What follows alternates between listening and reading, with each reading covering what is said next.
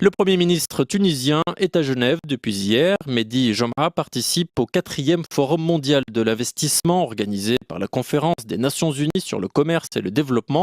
Thibaut Cavaillès, notre correspondant à Tunis, l'a rencontré avant son départ pour la Suisse et lui a demandé où en était le dossier des fonds du clan Ben Ali, bloqué à Berne et réclamé par la Tunisie.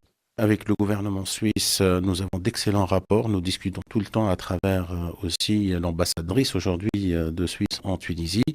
Ça n'a pas été traité avec toute l'importance et la célérité nécessaire, mais depuis un certain temps, nous discutons avec nos amis suisses pour essayer d'accélérer la chose. On parle de plusieurs millions de francs suisses qui sont dans les banques. Est-ce que cet argent est indispensable à la Tunisie aujourd'hui, dans la situation qu'elle connaît? Comme partout, quand on est dans une situation difficile, peu importe la somme, tout ça c'est indispensable. Donc le plus tôt on peut le récupérer. En visite pendant 2 jours à Genève pour participer au Forum mondial de l'investissement organisé par les Nations Unies, le Premier ministre Mehdi Djouma se veut rassurant. Nous l'avons fait d'une manière très massive, c'est d'arrêter cette migration, ce flux-là, et nous avons réussi à maîtriser ce flux.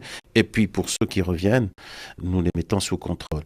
Maintenant, le plus gros du travail qui reste à faire, c'est ceux qui transitent par la Libye. Nous savons qu'il y a encore des Tunisiens en Libye et tout le travail que nous faisons avec les pays frères et amis et avec nos partenaires libyens, c'est d'essayer de maîtriser la situation des Tunisiens qui peuvent être tentés de revenir à travers la Libye. Quant au contexte tunisien, nous savons que les terroristes en veulent à cette expérience-là parce que c'est la négation de leur projet qui cherche à détruire les États modernes, structurés, démocratiques. Nous avons une détermination beaucoup plus forte à ne pas les laisser faire et je pense que nous passerons des élections dans les meilleures conditions. Les propos recueillis par Thibaut Cavaillès.